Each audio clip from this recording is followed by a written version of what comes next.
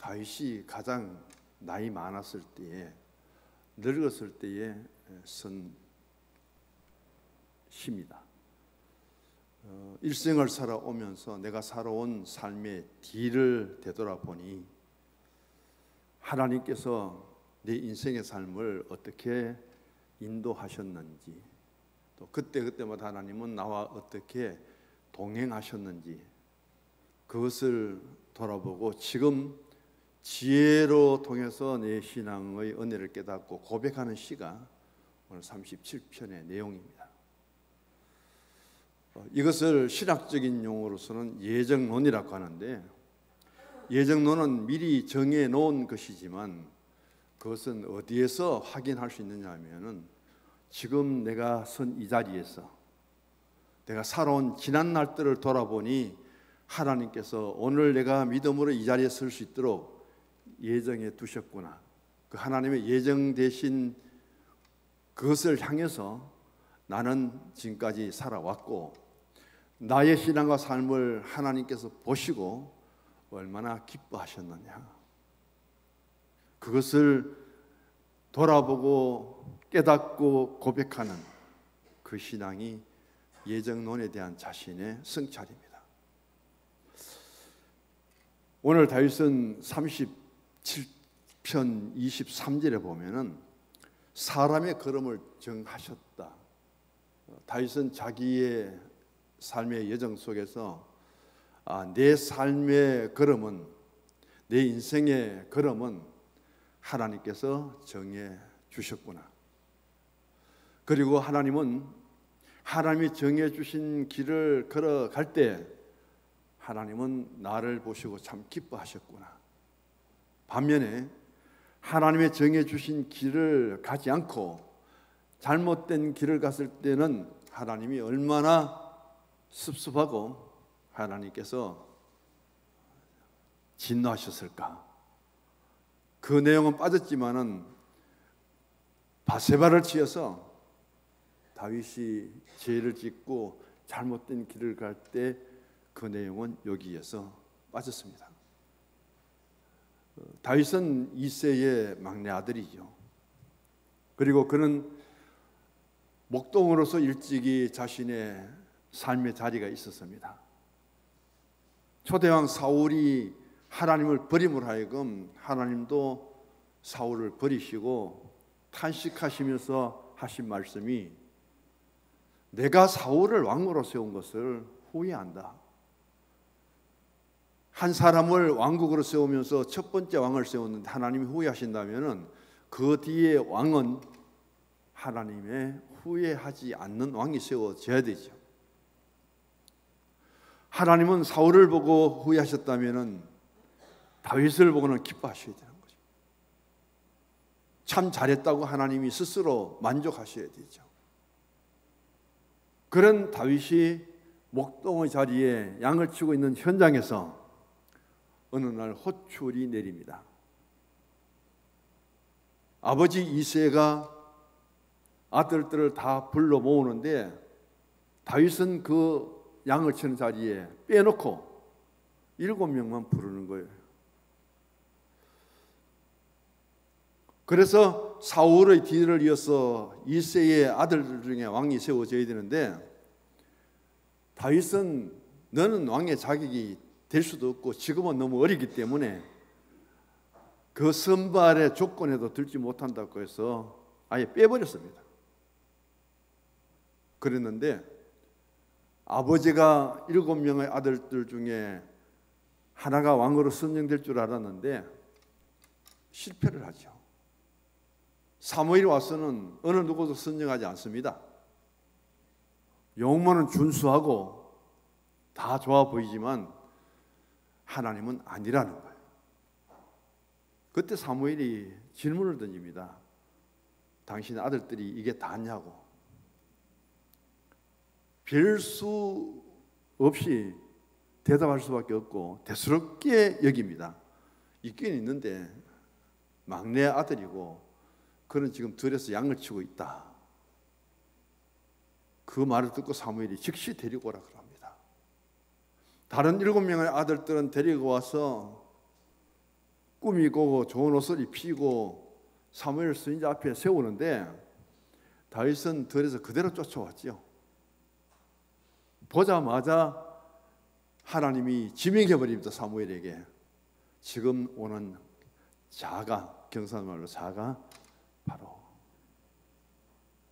왕으로 내가 지명할 아들이라는 거예요. 가가 가이가 경상말로요. 서울에서 대구에 전화가 오면 제일 어려운 말이 경상도 사투리 납니다. 가가 가이가. 그 말을 이해하지 못해서 권수수 목사님의 딸이 세화역으로 다니는데 그렇게 많이 울더래. 집에 와서 학교 가서 선생님이 가르치는데 말 반도 못 알아듣겠다고. 설교 듣는 둘째치고 아빠 내 귀에 경상도 말 알아듣도록 좀 연습시켜 달라고. 그런 우는 모습을 여러 번 보았다고 모임에서 그 이야기를 하시더라고요. 경상도 말이 쉬우면서도 어렵대요. 그렇게 해서 다윗은 하나님이 세워주십니다. 시편 27편 10절에 보면 다윗이 그것을 고백하죠. 내 아버지도 나를 버렸지만, 내 아버지도 인정 안 하고 너는 양이나 치고 살으라고 그렇게 던져버렸지만은 하나님이 나를 아셨다. 그 고백을 합니다. 그런 다윗이 한 번도 훈련도 받은 적이 없는데도 불구하고 하나님의 영이 충만하게 채워질 때에 평소에 양을 치며 타던 수금으로 노래를 부르면은 사울에게 그렇게 괴롭히던 악귀신이 떠나죠. 그런 그가 골리앗과 맞서서 골리앗을 넘어뜨리고 목을 베어서 승리를 하지요. 그런 다윗이 이스라엘의 왕이 됩니다. 내가 여기까지 살아오면서 이제 나이가 들 만큼 들었고 살 만큼 살았는데 뒤돌아보니 하나님이 어쩌면은 내 인생의 걸음을 다 예비해 두셨는가, 정해 주셨는가. 나는 하나님이 정해 주신 그 걸음을 한 걸음 한 걸음 걸으면서 하나님께 얼마나 기쁨이 되었는가. 그때마다 하나님은 나와 동행하셨다 하는 것이 또 전제되어야 되죠. 그래서 다윗의 시편 이 고백은 하나님이 정해주신 그 길을 믿음으로 나갈 때 그때마다 하나님은 항상 나와 동행했다. 그런데 언제 하나님이 나와 동행하지 않았느냐 하면은 그 바세바를 취하고 우리아를 전세에 보내서 자기 죄를 숨기기 위해서 그렇게 반복적인 행위를 할 때 하나님은 동행하지 않았다는 거죠. 하나님은 결코 그 일을 기뻐하지 않았다는 거죠. 그런 것을 통해서 다윗은 여기서 그 고백을 하고 있습니다. 잠언서 16장 9절에 보면은 솔로몬이 또 이런 이야기를 합니다. 사람의 마음으로 자기의 길을 계획할지라도 그 걸음을 인도하시는 분은 여호와 하나님이시다. 그 고백을 하면서 우리는 참 나름대로 열심히 잘 살아보려고 노력합니다. 제가 목회일을 가면서 제일 생각을 깊이 하고 변치 않았던 것은 두 가지. 하나는 워낙 우리 집이 못 살았기 때문에 장손에 아버지가 7대 6대 장손이잖아요. 제가 7대 장손이잖아요. 어쩌면 이렇게 못 살았나, 좀 잘 살아봐야 되겠다. 두 번째는 집안에 배운 사람이 없어요. 아무리 찾아봐도 제가 나올 그 당시에 대학 나온 사람이 없을 정도로 집안이 형편없습니다. 그래서 내가 대학교 스타트를 끊어야 되겠다. 대학이라는 것을 공부하고 저는 열심히 잘 살아보겠다는 두 개 제가 목표예요. 그렇게 열심히 살아왔는데 오늘 이렇게 인생의 삶을 다 살아보니까 하나님이 저에게 정해주신 걸음을 제가 잘 따라오지 못한 것 같아요. 그런 계획을 세우고 열심히 잘 살아보고 남만큼 배워보고 그래도 이제는 이만큼 살겠다고 생각하고 왔는데 오늘의 선 자리에서 보면 참 힘들었어요. 어려웠어요. 그게 순탄하게 지나왔다면 참 좋았을 텐데 한순간에 다 깨어져 버리더라고요. 어쩌면은 인생의 낙을 잃어버렸을지 모르는데 그래도 주의 종으로 세워서 목회 길을 가니까 수없이 부르지요. 우리는 내가 힘들고 어려울 때마다 자기 스스로가 위로받으면서 아마 부르는 노래가 있을 겁니다. 얼마 전에도 때로는 내가 약해지고 내가 힘들어지고 지칠 때 우리가 수없이 불렀던 찬양입니다. 그럼에도 불구하고 복음성가가 부르는 것하고 우리가 교회에서 부르는 것하고 정말 음악을 전공해서 성악가의 이름으로 우렁차게 부르는 그 찬양을 통해서 각자 받아들이는 감동은 다를 거예요. 인생길 험하고 마음 지쳐 참 많이 불렀던 것 같아요. 저도 책상에서 부르고 성경책을 펴놓고도 부르고 엎드려서 부르고 왜? 이 찬양을 해야 위로가 될 것 같아요. 이 찬양을 해야만 그래도 하나님이 나를 좀 더 긍휼히 여겨주실 것 같더라고요. 그러면서 여호와께서 그 손으로 붙드신다. 제가 시편 37편을 성경 읽은 것 중에 한 편으로는 제일 많이 읽었을 것 같아요. 24절 한번 다시 읽어봅니다. 그는 넘어지나 아주 엎드리지 아니함은 여호와께서 그의 손으로 붙드심이로다. 주님이 붙들어 주시는 거죠. 주님이 붙들어 주지 아니하시면은 쓸 수도 없고 걸을 수도 없을 만큼 때로는 지치고 힘들었더라고요. 그때마다 그 주님을 바라보며 가장 많이 불렀던 찬양 중에 하나가 바로 인생길 지치고 마음 아파 살아갈 용기 없어질 때 나 홀로 앉아서 낙심치 말고 예수님 품으로 나오세요. 예수님은 나의 생명과 믿음과 소망과 사랑이 되셔서 십자가의 보혈로 자비의 손길로 상처 입은 나를 고쳐주시는 분이시다. 그렇게 고쳐주지 않았으면 속이 썩어가도 죽었을 거예요. 고목나무를 보면 탄식하죠. 그 큰 아름드리 나무가 겉에 몇 개 껍질로만 버티고 있는 모습 속에 들여다보면 다 썩었잖아요. 그때 뭐 때로는 나도 저렇게 속았겠지. 수없이 많은 약을 먹으면서 식사를 걸 때도 너무 많은데 그걸 어떻게 저 위가 다 받아서 지금까지 소화를 시키고 검정 없이 지내왔는지 그것 하나님 은혜고 그것 하나님 기적이에요. 그런 모습을 통해서 오늘 이 말씀을 바라보면서 다윗과 비교도 안 되죠. 저는 하나님이 하늘에서 볼 때 우리가 세계화 세워 그러는데 글로벌 입장에서 하나님이 나를 본다면은 한 점에도 아니에요. 바다 모래 하나도 속하지 않을 거예요. 하나님 눈에 띄지도 않을 거예요. 그런 나의 존재의 삶 속에서 그래도 크게 잘못된 길을 가지 않고 여기까지 온 것이 얼마나 하나님 앞에 그래도 감사한지요. 하나님은 때로는 잘못된 길을 갈 때는 간섭하셔서 돌이켜 세워줍니다. 그게 은혜고 그게 복이에요. 하나님 만약에 요나가 니네웨로 가지 않고 다시스로 가는 데로 그대로 버려두었다면 요나는 선지자가 될 수도 없었고 성경에 기록도 남지 않을 것이고 요나가 고기 뱃속에서 사흘 만에 다시금 해변가에 토에 내 받은 것은 예수님의 부활을 상징하는데 그런 상징도 다 없어질 것이고 그 한 번의 사건을 통해서 요나의 사건이 우리 지금의 신앙에 끼치는 경험과 영향력은 엄청 큽니다.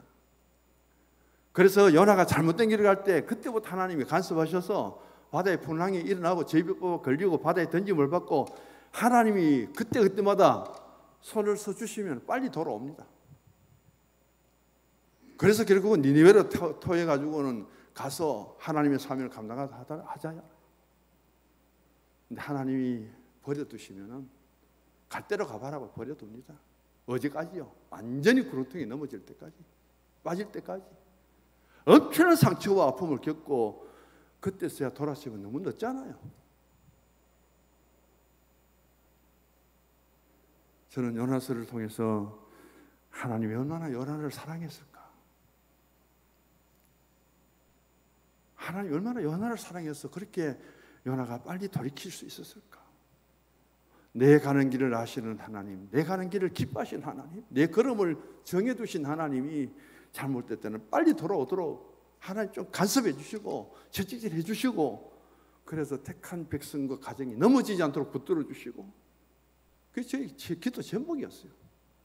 그렇게 말은 많이 안 하죠. 제가 겪었기 때문에 그런 가정이 되지 않아야 되겠죠. 오늘 다윗이 왜 이 말씀을 읽었습니까? 목동에 불구했던 다윗이 이스라엘의 왕이 되었고요, 나라가 블레셋의 위험을 당할 때 골리앗을 쳐 죽이고 백성들로부터 천천이라는 응마명의 그런 칭송을 받고 그렇게 환영을 받는 다윗인데, 그가 지금 살아온 삶의 여정을 돌아보면 하나님께서 정해주신 그 그런, 내가 목동에서부터 출발했지만은 이제는 왕이 되었습니다. 얼마나 자랑스럽습니까? 목동으로 출발했는데 지금도 목동으로 있으면 다윗은 이 고백을 할 수 없어요. 이 기도를 드릴 수 없고요, 이런 말씀을 전할 수 없습니다. 베들레헴 골짜기의 목동에서부터 한 나라를 다스리는 왕이 되고, 그 다윗의 별이 오늘 이스라엘의 국기가 되고, 하마스 전쟁에 보면 전부 흰 태극기의 별이 있잖아요. 그게 다윗의 별이에요. 이스라엘의 태극기예요. 그 다윗의 삶을, 그 신앙을 하나님이 그렇게 기쁘시게 받으셨다. 바세바치하고는 나단 선지자를 보내서 즉각적으로 회개하고 돌이키도록 만들어버리고, 그런 다윗을 다윗되게 하신 하나님. 오늘 다윗은 그 하나님을 바라보면서 이렇게 고백합니다. 하나님, 내 인생의 걸음을 정해 주셨네요. 내가 그런 믿음의 길을 가실 때 하나님 참 기뻐하셨네요. 내가 잘못될 때는 선지자를 보내갖고 바로 청하고 내가 회개하도록 만들어 주셨네요. 지금 인생의 삶을 다 산 다윗이 뒤돌아보니까 이 고백이 나오는 거죠. 많이 살아오신 우리 성도님들, 이제 여기에 서서 살아온 긴 날들을 돌아보았으면 그런 생각이죠. 저도 목회를 이제 마무리하면서 뒤를 돌아봅니다. 그래서 여기까지 부족하지만 하나님이 이끌어 주신 것이 참 감사하고요. 두 번째 가보십시다. 여호와는 주의 손으로 주의 백성을 그의 손으로 붙들어 주신다. 24절의 말씀입니다. 여기 보면은 넘어지나 아주 엎드리지 아니하면 여호와께서 그의 손으로 붙드십니다. 다윗이 몇 번 넘어졌을까요? 사울 왕이 다윗을 죽이려고 눈을 번쩍 뜨고 따라다닙니다. 최고 군사의 정예 군인들 3,000명을 불러서 수색대를 편성하고 끝까지 다윗을 따라다닙니다. 다윗이 몇 번 넘어지고 몇 번 들켜서 몇 번 죽을 뻔했는데도 안 죽었잖아요. 거저 수금 타고 노래한테 창 던져버리고 칼을 던져버리고 몇 번이나 다윗이 피하잖아요. 그런 다윗인데 또 나중에는, 맨 마지막에는 압살롬이라는 아들이 반란을 일으켜가지고 왕이 되고 하는 욕심 하나 때문에 아버지가 없어야 자기가 왕이 돼요. 아버지를 죽여야만 내가 왕이 될 수 있기 때문에 아버지가 아버지라 보이고 아버지는 죽어야 될 왕으로 보이는 거예요. 당신 왕이 죽어야 내가 왕이 된다. 그 대상이 아버지든 상관없습니다. 왜 아버지가 아직까지 왕의 자리에 있느냐? 내가 왕이 되고 싶은데 죽으라는 겁니다. 왜 반란 일으키죠? 기드론 골짜기를 건너서 감람산으로 오면서 다윗이 흘리는 눈물을 보시기 바랍니다. 그런 다윗이 아들에게 쫓겨가고 아들의 군사들에게 자기가 생명을 잃을 때가 되었는데 얼마나 슬프고 얼마나 힘들겠어요. 다윗이 돌아서서 아들과 싸우기도 그렇고, 한 나라 왕이 자기 왕자의 반란을 통해서 맞서서 군사를 맞대어서 싸운다는 건 부끄럽잖아요.